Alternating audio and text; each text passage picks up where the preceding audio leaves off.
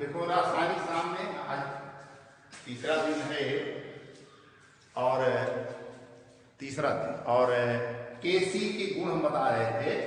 तो पहला ही बताए थे केसी गुण में ये उत्प्रेरक पर निर्भर नहीं करता, इसका उत्प्रेरक इसके ऊपर उत्प्रेरक का कोई प्रभाव नहीं होता, ये ताप पर निर्भर करता है, टेम्परेचर डिपेंडेंट होता है।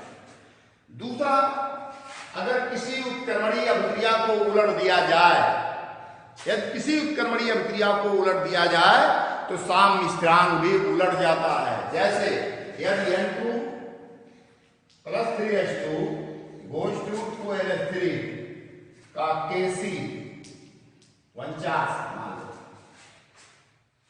तो अभिक्रिया 2NH3 goes to N2 + 3H2 का Kc 1/49 होगा। अगर उत्क्रमणीय अभिक्रिया को उलट दिया जाए तो साम्य स्थिरांक भी क्या हो जाता है, उलट जाता है। याद रखना, लगाने की जरूरत नहीं है। उत्क्रमणीय अभिकार क्या हो गया, उत्पाद इधर हो गया, पहले अभिकार किधर था, उत्पाद इधर था। किसी उत्क्रमणीय अभिक्रिया को उलटने से साम्य स्थिरांक भी उलट जाता है। तीसरा सबसे इंपॉर्टेंट पॉइंट, यदि किसी उत्क्रमणीय अभिक्रिया में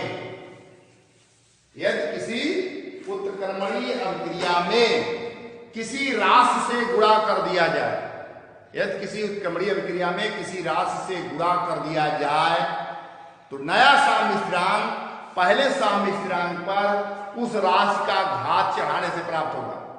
नया साम्य स्थिरांक उस साम्य स्थिरांक पर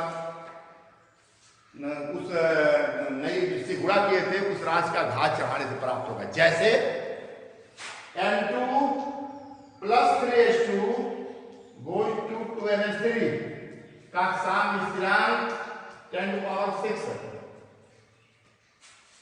10⁶। तो अभिक्रिया ½ N2 + 3/2H2 = NH3 का साम्य स्थिरांक क्या होगा, ½ N2 + 3/2H2 का साम्य स्थिरांक क्या होगा। तो इसको और इसको देखा, तो देख रहे हो, अगर हम इसमें 1/2 से गुणा करते, 1/2 3 × 2 3/2 2 × 2 1। अगर हम देख रहे हैं कि दूसरा वाला रिएक्शन पहले वाले में 1/2 से गुणा करने से प्राप्त हुआ, तो इसका जो साम्य स्थिरांक Kc होगा पहले वाले साम्य स्थिरांक का जितने से गुणा किए हैं उतनी घात चढ़ जाएगी। कितने गुणा दिया गया था, 1/2 से, 1/2 इस पर घात चढ़ेगा, 10⁶ घात 1/2 बराबर 1/10⁻3। याद रखना।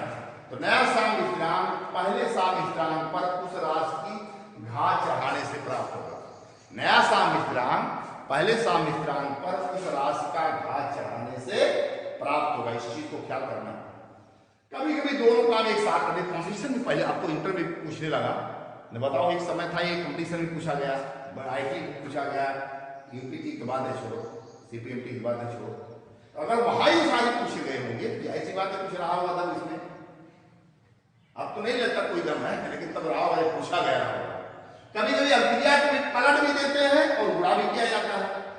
तो जैसे ई वाला इधर कर दो, इसको इधर कर दो, इसको इधर कर दो, तो करोगे क्या, अभिक्रिया को पलटो, 1/10⁶ 1/10⁶, फिर उस पर उतनी घात चढ़ाओ 1/2, तो 1/10⁵ हो जाएगा। तो दोनों काम एक साथ कर लेना। अभिक्रिया अगर पलट रहे हैं और गुणा भी कर रहे हैं, इस तरह से जिस राशि से गुणा किए हैं उसको देखना और वही उस पर घात चढ़ाना। तो ये दो इंपॉर्टेंट लाइन था इसका।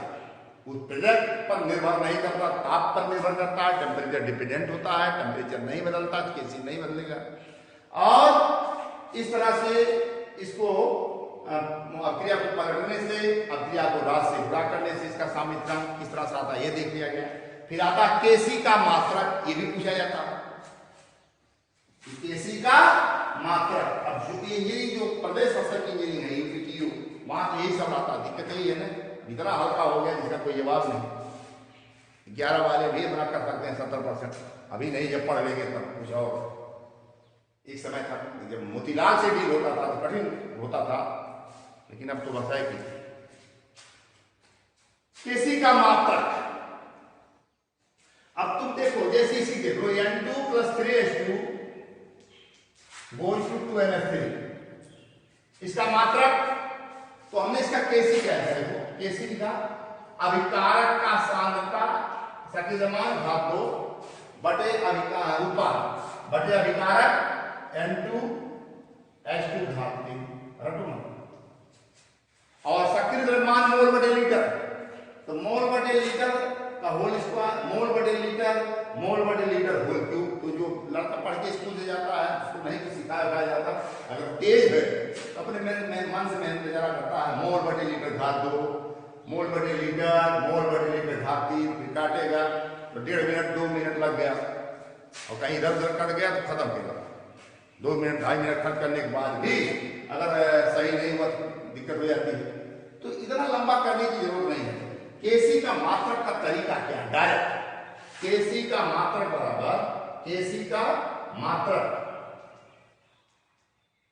बराबर, पहले लिखो मोल बटे लीटर की घात डेल्टा एन, ये लाइन जल्दी से, मोल बटे लीटर की घात डेल्टा एन, मोल बटे लीटर की घात डेल्टा एन, केवल डेल्टा एन निकालना सीखो।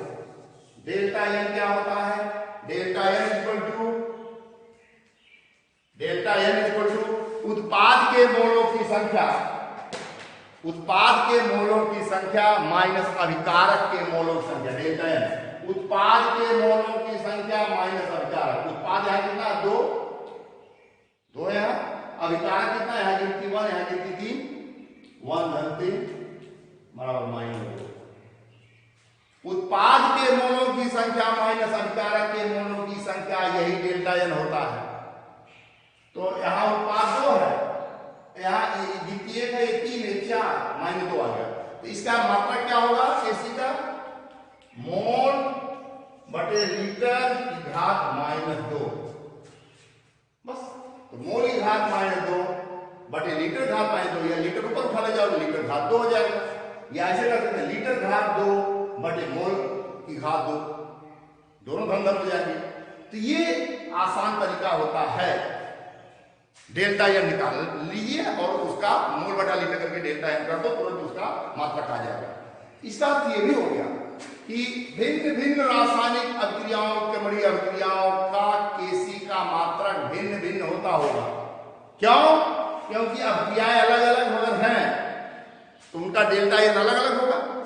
जैसे इधर है देखो, एक का तो मात्रक क्या नहीं है, जैसे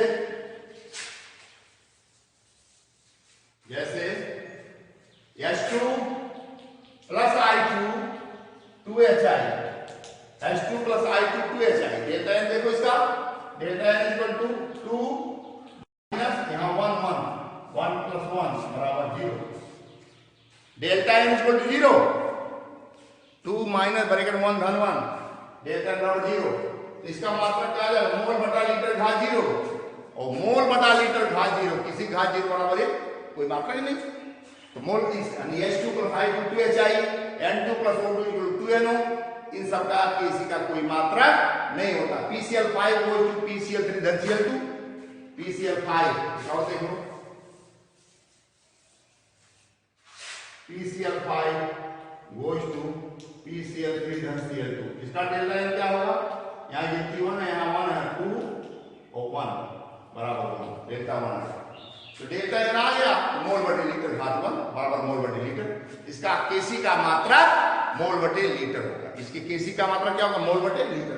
तो हर अलग अलग अभिक्रियाएं अगर हैं तो उनके लिए सभी का केसी का मात्रक अलग और फिक्स मात्रक नहीं होता, सिर्फ हमको डेल्टा एन निकालना है। डेल्टा एन निकाल ले जाए तो आगे कोई समस्या नहीं आएगी। फिर इसके बाद आता है वियोजन की मात्रा, डिग्री ऑफ डिसोसिएशन। वियोजन की मात्रा, वियोजन की मात्रा, वियोजन की मात्रा, डिग्री ऑफ डिसोसिएशन। किसी यौगिक के वियोजित भाग में कुल भाग से भाग देने पर, वियोजित भाग में, टूटे हुए भाग में कुल भाग से भाग देने पर वियोजन की मात्रा प्राप्त होती है। यानी वियोजन की, और इसे अल्फा से लिखते हैं, अल्फा बराबर वियोजित भाग छूटा हुआ भाग बटे कुल भाग, वियोजित भाग